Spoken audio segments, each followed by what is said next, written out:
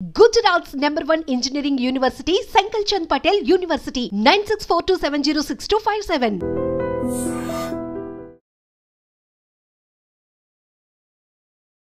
Hi hello నమస్తే welcome back to ఐటర్ media. ఈరోజు మనతో ఉన్నారు హైకోర్టు అడ్వకేట్ అలాగే immigration lawyer and Prithvi garu. ముఖ్యంగా ఇక ఇంటర్నేషనల్గా చూసుకున్నప్పుడు యూఎస్కి ఎక్కువ మంది స్టడీస్ కోసం వెళ్తూ ఉంటారు. బట్ అక్కడ పార్ట్ టైం జాబ్స్ యొక్క కల్చర్ ఏ విధంగా ఉందో రైట్ నౌ ఆ స్టడీ గైడ్ గురించి తెలుసుకుందాం. Hi sir. Hi Virat. Sir, US part time job guide ఎలా ఉంటుంది? అసలు వెళ్ళే వాళ్ళు స్టూడెంట్స్ అక్కడ ఏం తెలుసుకోవాలి, పార్ట్ టైంకి సంబంధించి ఎటువంటి జాగ్రత్తలు తీసుకోవాలి? మనకి యుఎస్లో విరాట్ జాబ్స్ అనేసరికి మనకి సెలెక్షన్ ఆఫ్ జాబ్స్ నిజంగా ఇండియన్ స్టూడెంట్స్కి తెలుసా అనిపిస్తూ ఉంటుంది ఒక్కొక్కసారి. ఇప్పుడు మనం బీటెక్ స్టూడెంట్ ఉన్నాడు అనుకో, let us share an example with it. ఎంతమంది బీటెక్ స్టూడెంట్స్ బయట పార్ట్ టైం చేస్తున్నారు చెప్పండి? ఇక్కడ ఎవరైనా ఉన్నారా బయట పార్ట్ టైం చేసేవాడు?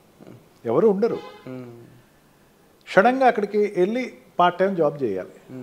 వాళ్ళకి ఏంటంటే they don't know about the academical part time job and regular part time job. Okay, నేను అకాడమికల్ పార్ట్ టైం జాబ్ చేయొచ్చు అన్నది ఒక గైడ్ లైన్స్ వాడికి ఇస్తాడు.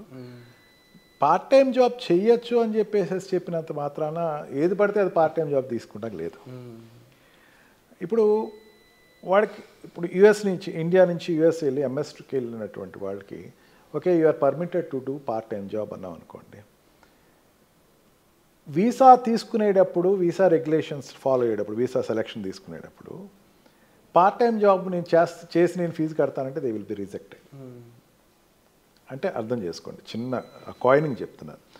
వీసాకి వెళ్తాడు, వీసాకి వెళ్ళి కూర్చున్న తర్వాత నీకు ఎకనామికల్ స్టేటస్ ఏంటి, ఎట్లా పే చేస్తావు, ఉన్న 2 years నువ్వు ఎట్లా ఉంటావు, 2 years గురించే మాట్లాడతావు, 2 years ఎట్లా పే చేస్తావు, నీ ఫైనాన్షియల్ కెపాసిటీ ఏంటి, మీ ఫాదర్ ఫైనాన్షియల్ కెపాసిటీ ఏంటి, ఎట్లా లోన్ తీసుకున్నావు, ఏ లోన్స్ అప్లై చేసావు. ఓకే, వాడి మెయిన్ ఆబ్జెక్ట్ ఒకటే. ఈ స్టూడెంట్ వెదర్ 2 aspects చూస్తారు. ఒకటేంటంటే ఈ student will not stay there for ever, అక్కడ ఉండిపోడు, వెంటనే ఎడ్యుకేషన్ అయిపోయిన వెంటనే వెనక్కొచ్చేస్తాడు. Second and most important thing, ఇతన్ని ఫీడప్ చేయటం. ఇతను మన కంట్రీకి ఇంపార్టెంటా కాదా? ఈ స్టూడెంట్ అన్నవాడు మన కంట్రీకి ఎటువంటి హాని కలిగించినటువంటి వ్యక్తి అండ్ అకాడమికల్గా ఇతనికి మన ప్రోత్సాహించి మన కంట్రీలో తీసుకుంటే డెఫినెట్గా ఇతను ఒక బెస్ట్ స్టూడెంట్ అవుతాడు, ఒక సత్యం నారెళ్ళు అవుతాడు, నాదెండ్లు అవుతాడు. అండ్ ఈ ఎగ్జాంపుల్స్ చూస్తారు వాళ్ళు. అట్లా తీసుకునేటప్పుడు ఏంటంటే ఈ స్టూడెంట్స్ని ముందు మైండ్ సెట్లో ఏం ప్రిపేర్ అవ్వాలి, పార్ట్ టైం జాబ్ అనేది it's an only okay but not right for him. నా పార్ట్ టైం జాబ్ మీద నేను అమెరికా వెళ్ళాను అనుకుంటే I say that it's wrong decision.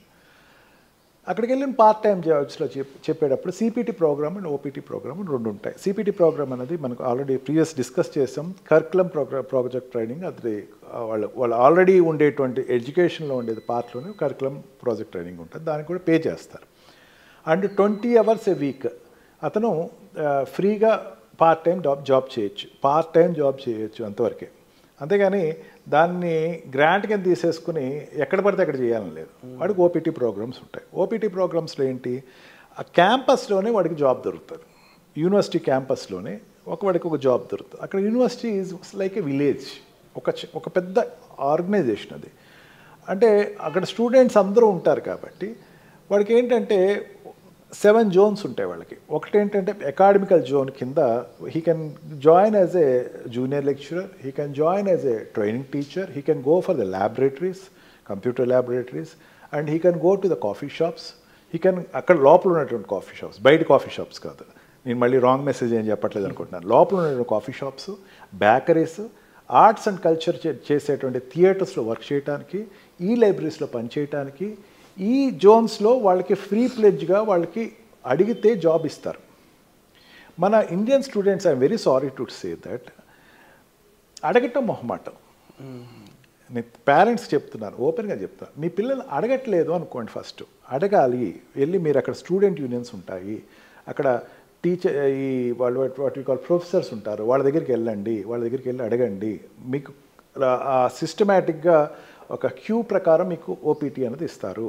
Wait చేయండి, వెయిట్ చేసిన తర్వాత అదేమి 2 years వెయిట్ చేయక్కర్లేదు, కొన్నాళ్ళు వెయిట్ చేయండి. వెయిట్ చేస్తే మీకు ఆల్రెడీ ఒక ఓపీటీ ప్రోగ్రామ్ ఇస్తారు. I'm subject to the correction. ఇది రెప్యుటేటెడ్ యూనివర్సిటీస్ గురించే మాట్లాడతాను. అన్ని యూనివర్సిటీస్లో నేను ఏదో యూఎస్ వెళ్ళిపోయాను, యూనివర్సిటీలో జాయిన్ అయ్యానంటే నాకు సంబంధం లేదు. I'm taking back my statement. Reputed యూనివర్సిటీలో మీరు వెళ్ళిన తర్వాత ఓపీటీ ప్రోగ్రాము ఖచ్చితంగా మీకు ప్రొవైడ్ అవుతుంది. కొంచెం లేట్ అవుతుంది. అప్పటి వరకు పేరెంట్స్ అన్నవాళ్ళు కొంచెం జాగ్రత్తగా చూడండి. Why I'm repeatedly telling is that బయటికి వెళ్ళి మీరు జాబ్ చేయకండి. మీరు ఫ్రస్ట్రేషన్ తోటి దయచేసి వీడియోస్ మాత్రం పెట్టకండి. నిన్న డే బిఫోర్ ఎస్టర్డేయో ట్రంప్ చాలా స్ట్రాంగ్ స్టేట్మెంట్ ఇచ్చాడు. నీ యొక్క ప్రతి వాడి యొక్క ఫేస్బుక్, యూట్యూబ్లో మేము వెరిఫై చేస్తాము, మీ అన్నీ మాకు ఓపెన్ చేసి చూపించాలి. హ్యాటెడ్నెస్ టువర్డ్స్ ద కంట్రీ ఉంటే మిమ్మల్ని వెంటనే ఇంకా అసలు ఎప్పటికీ యూఎస్ రానివ్వకుండా చేస్తాము. అంటే ఎంత జాగ్రత్తగా ఉండాలి. చాలా వీడియోస్ చూస్తున్నాను. ఎవరికో ఏదో బ్యాడ్ ఎక్స్పీరియన్స్ ఉందని చెప్పేసి ఇండియాలో స్టూడెంట్స్కి లేదా బ్యాడ్ ఎక్స్పీరియన్స్, వాడు బ్యాడ్ ఎక్స్పీరియన్స్ ఉంది కదా అని వీడియో తీసేసి పర్వర్షన్ పెట్టేసేసి వాడు ఏదో పబ్లిసిటీ ఇచ్చేస్తున్నాడు. ఇట్లా ఉంది, ఇక్కడ పరిస్థితి బాగోలేదు, దారుణంగా ఉంది, మేము వెళ్ళి ఏదో చిన్న చిన్న పనులు చేసుకుంటున్నామని. It's not so. ఖచ్చితంగా ఓపీటీ ప్రోగ్రామ్స్ కోసం పేషెన్స్ ఉంటే ఖచ్చితంగా జాబ్స్ వస్తాయి. మీరు చక్కగా చేసుకోవచ్చు. మీ స్టెమ్ స్ట్రీమ్లో ఉంటే కనుక 2 years సపోర్ట్ ఉంటుంది. మీ university will support you. And ఆ తర్వాత H1B వీసా మీరు అక్కడి నుంచి అప్లై చేసుకోవచ్చు. ఇన్ని ఫెసిలిటీస్ ఉన్నాయి. మీరు పార్ట్ టైం జాబ్ చేసేటప్పుడు be selective person. First OPT కోసం వెయిట్ చేయండి. అక్కడ ఉండేటువంటి ఈ చెప్పిన 7 streamsలో బీ అటాచ్ విత్ మీ యొక్క ఓల్డ్ స్టూడెంట్స్ కానీ స్టూడెంట్ యూనియన్స్ తోటి కానీ, లేకపోతే అక్కడ ఉండే లైబ్రరీకి వెళ్ళండి. ఈ లైబ్రరీకి వెళ్తే వాళ్ళ దగ్గరికి వెళ్తే వాళ్ళు ప్రొవైడ్ చేస్తారు. అండ్ అకాడమికల్ సెంటర్స్ ఉంటాయి అక్కడ, అండ్ ఇన్ఫర్మేషన్ సెంటర్స్ ఉంటాయి. ఓపీటీకి సపరేట్గా ఇన్ఫర్మేషన్ సెంటర్స్ ఉంటాయి విరాట్. అక్కడికి వెళ్తే వాళ్ళు చెప్తారు ఇక ఈ జాబ్ వస్తుంది. అంతేగాని అక్కడ రాజకీయాలు ఏం జరగవు. నువ్వు ఫస్ట్ కమ్ ఫస్ట్ గో అంతే. నువ్వు ఎవరు పాపం ముందు అడిగారు వాళ్ళు ప్రొవైడ్ చేస్తారు. బట్ సింపథెటికల్గా మీరు ప్రొఫెసర్స్ దగ్గర చెప్పుకోవచ్చు, సార్ నా పరిస్థితి బాగోలేదు, ప్లీజ్ హెల్ప్ మీ అని చెప్పి మెయిల్సే. మీరు మెయిల్స్ పెడితే వాటి వెంటనే రెస్పాండ్ అవుతాడు. ఎక్కడో చోట ఓపీటీలో పెడతాడు మీకు. అంతేగాని don't go outside the campus and do any private job and bring risk to your parents who are in India. ఇండియాలో ఉండేటువంటి మీ పేరెంట్స్కి రిస్క్ తీసుకురాకండి. మళ్ళీ అక్కడి నుంచి రిపోర్ట్ చేస్తారనుకోండి, మా వాడు ఎందుకో అక్కడ చూడండి ఆ కక్ష కట్టేసింది, అమెరికా ట్రంప్ కక్ష కట్టేశాడు అని చెప్పి ఒక ప్యానిక్ అయిపోతున్నాడు పేరెంట్. దయచేసి నిజంగా నాకు ఫోన్ కాల్స్ వస్తున్నాయి విరాట్, అందుకే బాధ అనిపిస్తుంది. మా అబ్బాయి అంటే చాలా మంచివాడండి, అక్కడి నుంచి నెట్టేశారండి. నో, మీ అబ్బాయిది ఏదో ఒక ప్రాబ్లం ఉందని ముందు అర్థం చేసుకోండి. ఫస్ట్ విషయం మీద ప్రొఫెషనల్స్తో మాట్లాడాలి. Yes. And never go for the local politics. మీరు లోకల్ పాలిటిక్స్కి వెళ్ళకండి, స్టూడెంట్ పాలిటిక్స్లోకి వెళ్ళకండి. వెళ్ళామా, మీరు అక్కడ చదువుకున్నారు, ఉన్న టైంలో పీరియడ్లో మీరు అక్కడ జాబ్ ఓపీటీ ప్రొవైడ్ చేశారా, ఉన్నారా, అంతవరకే ఉండండి. Don't agitate against the what we call the government of US or US people. మొన్న ఈ మధ్యనే ఒకళ్ళని స్టూడెంట్ డిపోర్ట్ చేసింది, అమ్మాయి పారిపోయి కెనడాకి వెళ్ళాల్సి వచ్చింది. why it is Srinivasan, why it is so, because of local politics which she involved. వాళ్ళ పేరెంట్స్కి ఎంత బాధ అనిపిస్తుంది. సో సింపుల్గా వెళ్ళిన పని చూసుకుంటామంట అంతే. వెళ్ళామా, మనం పని చేసుకున్నామా, జాగ్రత్తగా చేసుకుని వచ్చామా అన్నట్టు ఉండాలి. ఇక్కడ హైదరాబాద్ వచ్చేవాళ్ళు ఉంటారు, ఊర్ల నుంచి వచ్చేవాళ్ళు ఉంటారు, లేకపోతే నార్త్ ఇండియా నుంచి వచ్చేవాళ్ళు ఉంటారు, సౌత్ ఇండియా నుంచి వచ్చేవాళ్ళు. అది ఎంతవరకు ఉంటారు, పని చేసుకున్నామా, ఉన్నామా, ఏదైనా. అంతేగాని లోకల్ పాలిటిక్స్కి ఇన్వాల్వ్ అయ్యి లోకల్ దీంట్లో మెయిన్ ఏంటంటే don't go for the drug peddling. దయచేసి మీ డ్రగ్ పెడ్లింగ్కి వెళ్ళకండి. మీరు ఎంత సేఫ్గా ఉంటే మీ పేరెంట్స్ ఇక్కడ అంత సేఫ్గా నిద్రపోతారని మాత్రం మర్చిపోరు సార్.